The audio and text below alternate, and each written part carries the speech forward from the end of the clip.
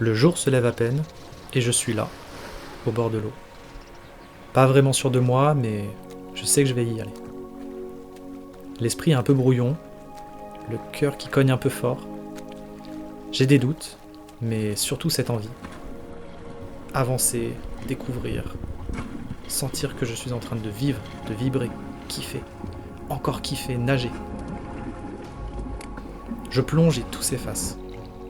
L'eau me recentre, et je ne cherche pas la perfection, je suis juste à vouloir me dépasser, à voir ce que j'ai en moi. Sortie de l'eau, direction le vélo. Là, c'est une autre histoire. Parfois, c'est juste simple, le paradis de la vitesse.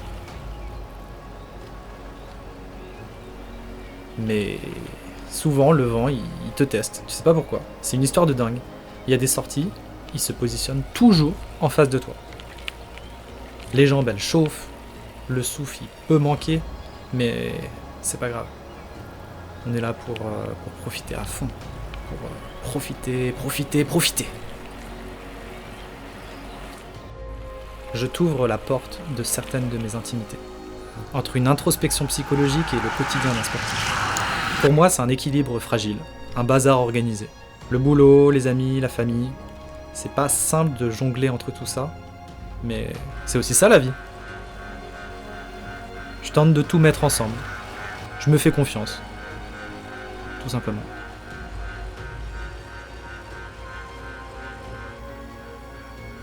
C'est vrai que parfois, je me demande pourquoi.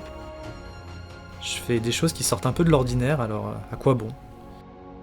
Puis d'autres fois, je me surprends à arriver encore plus grand. Mais bon, cette fois, le défi, c'est l'Ironman de Thun. Et c'est pas seulement la ligne d'arrivée. 3.8 de nat, 180 de vélo, un marathon. L'énergie va être folle. Il y aura de l'apprentissage aussi, des doutes, et puis cette envie d'être juste heureux et en bonne santé, parce que le reste ne sera que littérature. L'indépendance, maître mot décisionnaire dans mes choix de vie. Je m'appelle Mathieu Charlot, je suis athlète, triathlète. Je m'entraîne pour des triathlons moyenne et longue distance. En ce printemps 2024, je m'entraîne pour l'Ironman de Thun. Ça va être le 7 juillet, ça va être le jour de mes 30 ans et j'espère bien faire une belle performance. Quand j'étais en master finance à l'université de Lausanne, j'avais qu'une envie, c'était de sortir des cours et de juste m'évader. Et là, sur un coup de tête avec mon meilleur ami, on s'est inscrit à notre premier Ironman le jour du Nouvel An, 31 décembre, c'était 2017 peut-être, dans ces eaux-là. Et voilà comment j'ai commencé le triathlon et où j'ai commencé à m'entraîner et ensuite à prendre goût à différentes choses. Bon, je faisais toujours de l'alpinisme également, de l'escalade. Du coup, j'aime tout ce qui est en rapport avec la nature. Et c'est une grande chance que d'être ici en Suisse pour explorer moult environnements.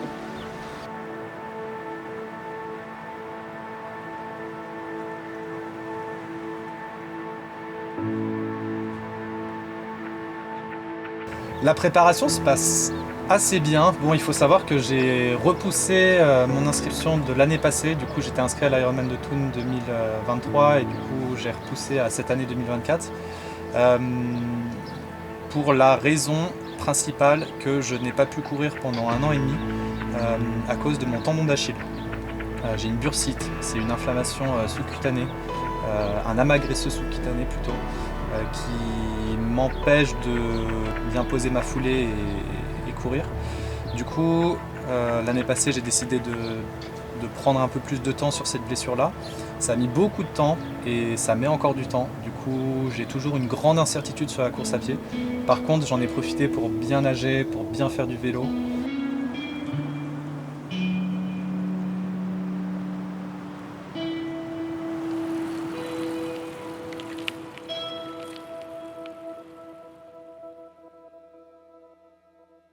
Je m'appelle Vincent Gremaud, je suis médecin du sport, je suis responsable du centre de médecine du sport du CHUV et je travaille aussi à l'Institut des sciences du sport de l'UNIL.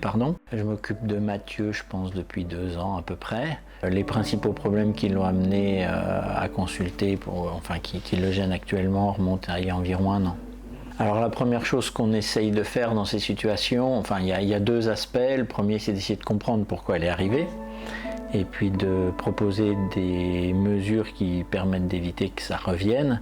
Et puis après, s'il y a une douleur ou une gêne qui empêche la pratique de la course à pied, c'est de prendre en charge cette douleur.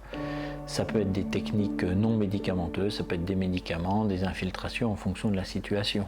Donc à la fois pouvoir permettre de maintenir un entraînement si on peut, et puis trouver des adaptations qui peuvent permettre que ça ne récidive pas à la suite.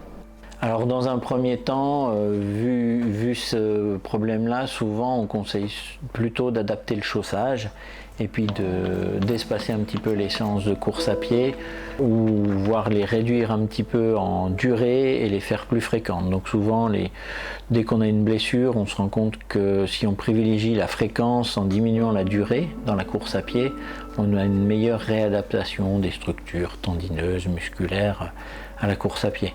Contrairement à beaucoup de spécialités en médecine, on est un peu les vilains canards et on est ceux qui disent qu'il ne faut pas arrêter de faire de l'activité sportive la plupart du temps. Et c'est vrai que très objectivement, c'est extrêmement rare qu'un arrêt complet de toute activité sportive soit conseillé. Et même l'activité qui est en cause, souvent on peut l'adapter.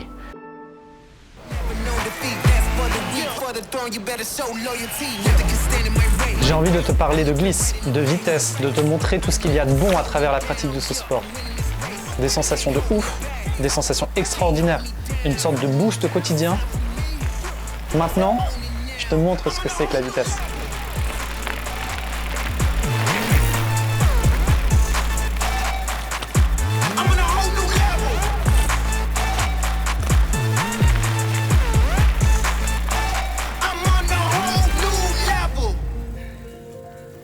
Dans les entraînements difficiles, il y a une première phase où il faut accepter la douleur.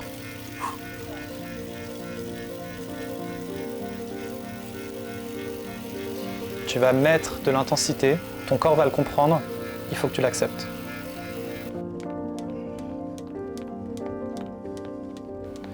Dans la deuxième phase où tu as accepté ce mal, tu vas essayer de t'adapter pour aller de mieux en mieux.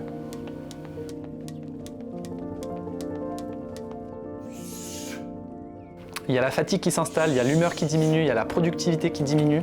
Ça fait partie du process. C'est prévu, c'était prévu et avec cela, on va progresser. Mais il faut se faire confiance. La difficulté de ce sport, ça réside dans 3 sports.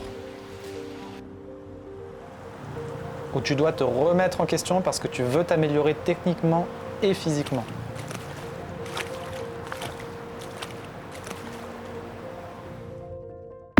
Je ne suis pas que triathlète. Triathlète étant ma passion, mon travail c'est le négoce de champagne. Je représente la maison de champagne de ma famille. C'est une maison centenaire. C'est la maison de mon arrière-arrière-grand-père, Paul Évêque. Et du coup, je fais cette activité depuis 4 ans en tant que responsable sur la Suisse romande. Tu repartir avec ? Eh ben, si t'en as un, Oh, c'est magnifique. Je t'en prie. Ah oui, c'est vraiment avec le dentier. Ah ouais, tu vois, si je pouvais le faire chez moi, ça. Ah, ça serait le rêve. Déjà, tu reçois des gens, donc forcément qu'il faut accepter que des gens viennent chez toi. Et puis après, on essaye de faire en sorte que ça se passe bien, qu'il y ait une bonne atmosphère, que les gens ils soient heureux du moment et qu'ils se sentent à l'aise aussi, qu'ils aient envie de rester et en même temps qu'ils aient leur vie. Moi j'ai la chance d'évoluer dans un endroit où vraiment le temps s'arrête, il n'y a pas d'horloge, il n'y a pas de lumière extérieure. On est vraiment imprégné d'une atmosphère que j'ai réussi à créer. Et du coup c'est une dégustation en 3 actes, entrée, plat, dessert. Ce côté négociant, voilà, ça fait partie bien sûr de ma vie, c'est mon travail. C'est mon travail et je le fais avec grande fierté. C'est toute cette tradition qui est pas évidente à faire perdurer, mais voilà, c'est un travail de quotidien et je pense que les gens autour s'en rendent compte et se rendent compte également de la qualité des produits que je propose. Donc ça c'est le plus important et longue vie à Paul Évêque.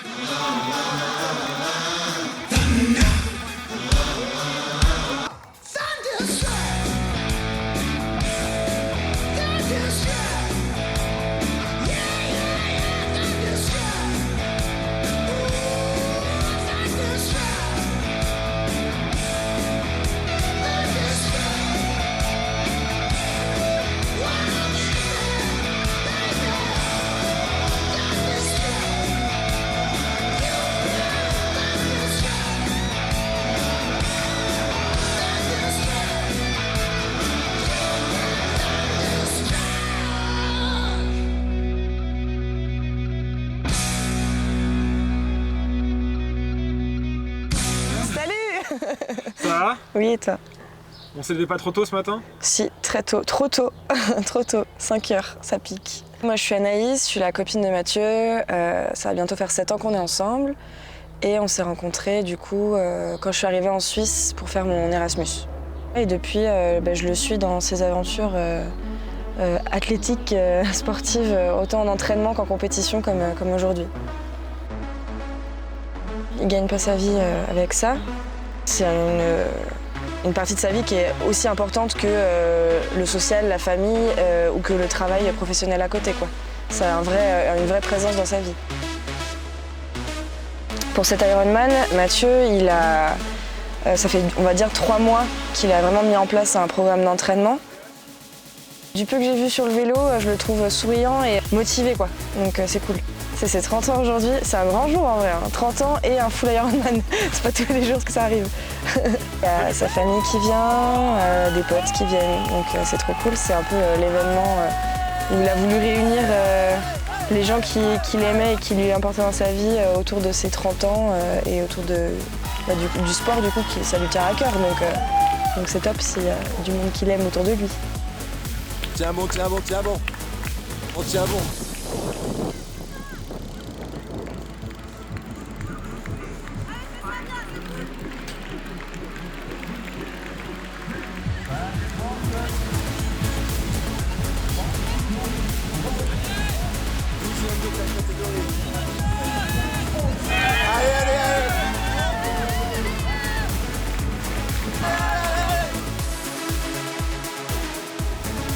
Il est courageux, franchement, volontaire, courageux, chapeau.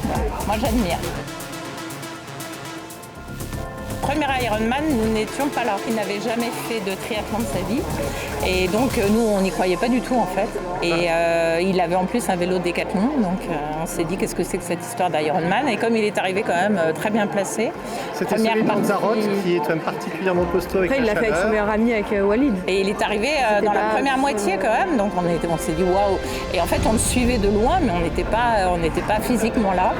Et il avait mis 16 heures à l'époque et là il vise moins de 10 heures. Ouais, donc c'est déjà une magnifique performance. La progression est quand même magnifique depuis le début.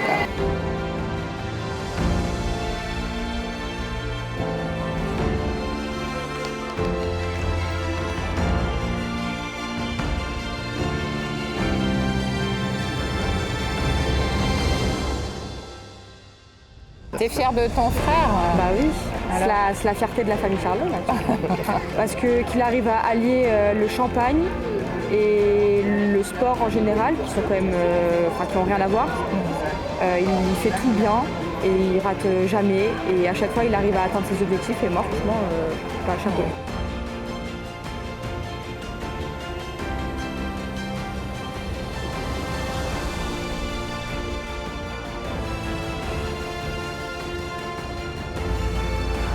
And we have a birthday to celebrate! Voilà, joyeux anniversaire! Allez, allez, allez! Mathieu Charlot! 20 years old!